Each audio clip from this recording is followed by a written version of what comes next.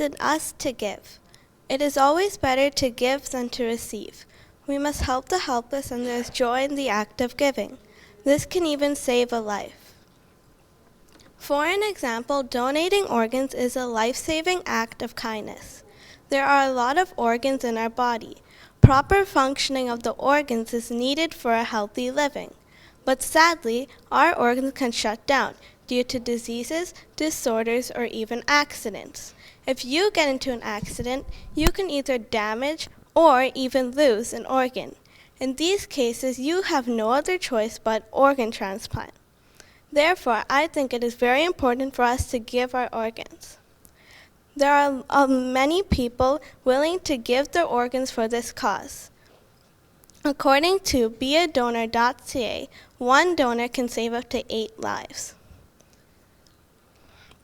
Unfortunately, many may never find a suitable donor, which sadly happens a lot, so it's our duty to help donate. Once a patient who is waiting for an organ dies, they can't come back. There are a number of people waiting for a kidney transplant. We can donate a kidney without dying. Therefore, I think everybody should consider themselves potential donors. In Ontario, 1,500 people are waiting for a transplant, and about every 3 days a person dies because they did not get their transplant in time. It is important to spread awareness around the world about donating organs. The Canadian Blood Service works with the organ and tissue donation and transplant communities. They lead professional education, public awarenesses, data analyzing, sharing stories, and reporting to spread awareness around the world about donating organs. They have the Canadian Transplant Registry, which is a website that helps share organs and provides real-time access. There are many myths and misconceptions about donating organs, which people will believe unless we tell them more about it. Almost 260 people die each year, according to the Organ Project, because they did not get their transplant in time. It would be a generous deed for us to give their permission to donate organs, because we will never know how many lives we can save. One day, it might be you who is in need of an organ, or one of your loved ones. People are people, and a life is a life, and if there's anything we can do to save it, we should do it. Thank you. Hi, Grace. Hi. So I enjoyed your speech. It was very well informed. The pace of the speech was really excellent. It was done very well. Excellent facts, excellent information. There's so much that I learned right now, and I too need to change about giving organs. And the only thing regarding the speech was slightly, I feel like there's a lack of confidence. That information and everything should come with a little bit of a kick of power and passion to it, because I can see that you have a lot that you want to say, but there's not enough expression with your body language. That's the only thing. Otherwise, the information, everything was done well, very well. And if you can speak a little bit louder, and then tone of variation as well. If you're going to state something that's very dramatic, just enunciate it a little bit more. That's it. Okay, otherwise, it was an excellent speech. Thank you. Good morning, judges and fellow friends. My name is Kirti Mayuri Vivek. I'm going to grade 3. Today my topic is, this little earth is all we have got. Let me ask you a question first. What will you be after 20 years? Many of us here would say doctor, scientist, teacher, and so on. So, we would have become a better progressed person after 20 years, right? Where will you be after 20 years? Answer is, in this very same earth, but inhaling smog, eating GMO foods, or drinking water in milliounces, because we didn't let the earth to progress in a greener way. Today, this wondrous world is filled with all the beauty that nature brings. It took millions of years to get it just right. The perfect mix of gases, temperature, weather that we enjoy today. But if we keep taking what we want and not what we need, what will be left here? Spirited thought, this little earth is all that we've got. What do you see while you play in a park, walk along the road, or in your own backyard? If you say trees, plants, you're just half correct. What you missed is that very tree is a homeland for so many teeny tiny creatures like parading ants, buzzing bees, fluttering butterflies, webbing spiders, nesting birds, insects, worms, flies, and much more. If we cut down these trees, forests, or pollute air like it's happening in the Amazon rainforest as we speak, indirectly, we are kicking out these creatures out of their homeland and making them homeless. Today, if we make these creatures homeless, then someday Mother Earth will make us homeless. According to scientist Albert Einstein, if all the bees disappeared off the earth, then mankind would have just 4 years of life left, because they're the pollinators, which helps in agricultural process. If disappearance of just a tiny cute bee impacts man life so much, then disappearance of other birds, animals will surely distort our livelihood. Don't you agree? When our parents were kids, Mother Nature nurtured them well. Now, is it not our turn to take care of our Mother Nature so that she stays young and intact, to take care of our future generations? What we kids can do might be baby steps, but if we all do it together, it will leave a big footprint for others to follow. Baby step number 1. Turn off the tap while brushing your teeth and shorten your shower by a minute to save liters of water. Baby step number 2. When leaving room, turn off the lights. Baby step number 3. Try carpool, walk, or cycle up to school to reduce usage of number of cars used, hence less carbon emission. Baby step number 4. Always remember 3 R's: reduce, reuse, and recycle. Bring homemade lunch in reusable containers instead of plastic wrapped Lunchables. Remind your parents to take reusable cloth bags to grocery store. Parents, if you can carry a 250-gram smartphone and 350-gram power bank in your pocket, can't you carry a 30-gram reusable cloth bag with you? Instead of buying bottled water, drink tap water or get your own bottle. Donate or swap used toys and books. This way, we can reduce plastics so that they don't end up in beautiful ocean affecting aquatic life or polluting landfill. Baby step number 5. Instead of playing video games, sow a seed or plant a sapling wherever possible. Watch it grow along with you and feel happy. So let's take that extra mile to play our part and change the way we live. Not only for our dear earth, but also for our future generations. Your parents say you love your children above all else, yet you are stealing their future in front of their very eyes. We are not apart from nature, we are a part of nature. Only when nature thrives, we thrive. Let us help her grow greener to solve all our problems. What we do today matters. Help Earth, help yourselves. This little earth is all that we've got. Thank you. Hi, Kirti Mayuri. I don't know where to start. I loved every part of that. I just loved the hook. You got me thinking of where we're going to be in 20 years. It is a little scary, but I'm hopeful with youth like you of what you're going to bring to the future. I loved how you use descriptive language. You literally painted pictures with your words. I was able to imagine exactly what you were trying to say. You delivered the message so confidently and eloquently. I was able to tell that you were so passionate about it. So beautifully done. Thank you. Have you ever wondered why your parents encourage you to get good education? Ever scolded or gave you lectures when you don't do so well? My name is Bethany and I am here to talk about why education is important to our life. Education is important for the success in life. Education is important to live with happiness and prosperity. Higher education is important for the personal, social, and economic development of the nation.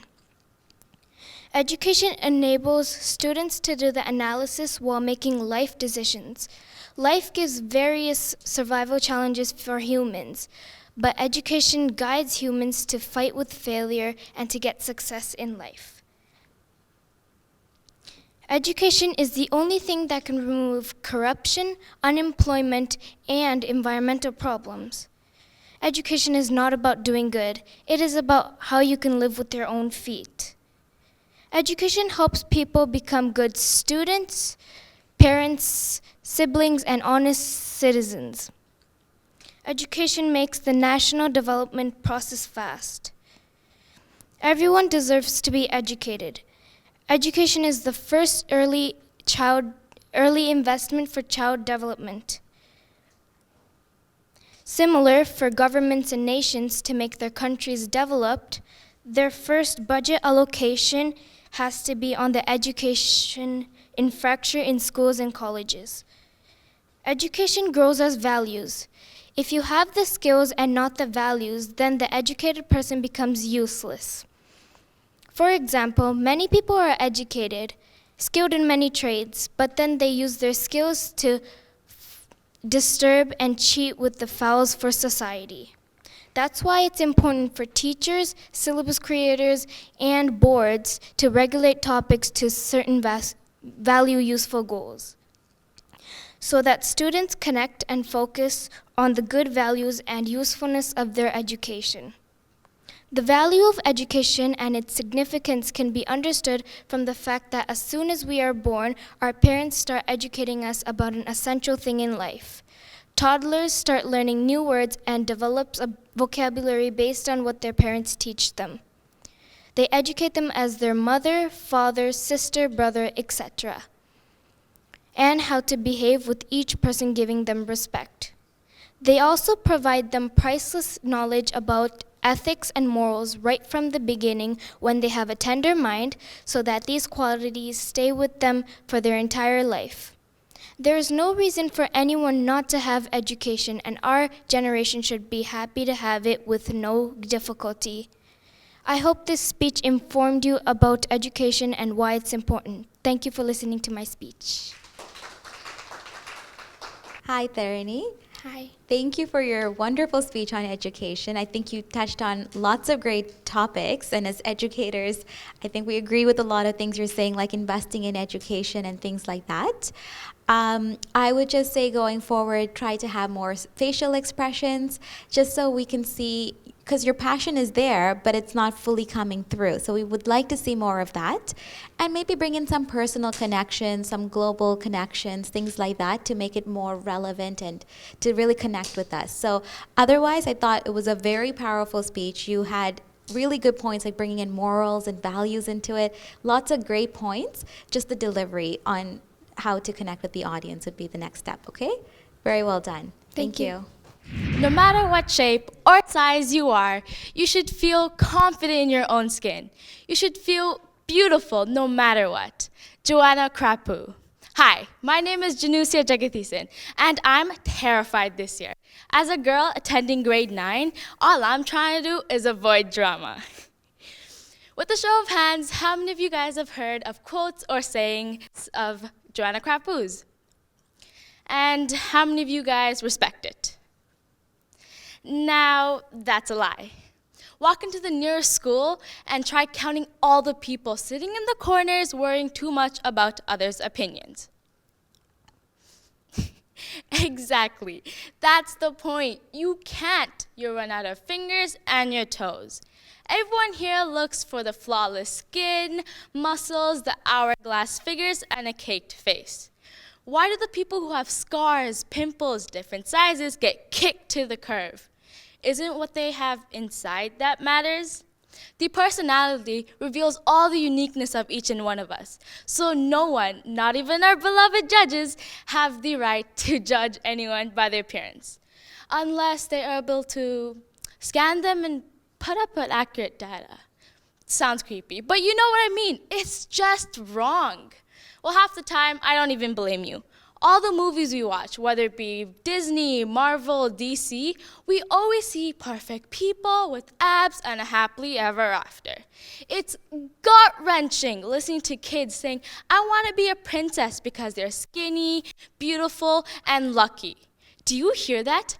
Lucky? That's what kids now think lucky is, living a perfect life. If you don't have obstacles in your life, you're never going to feel the happiness and joy at the end of your journey.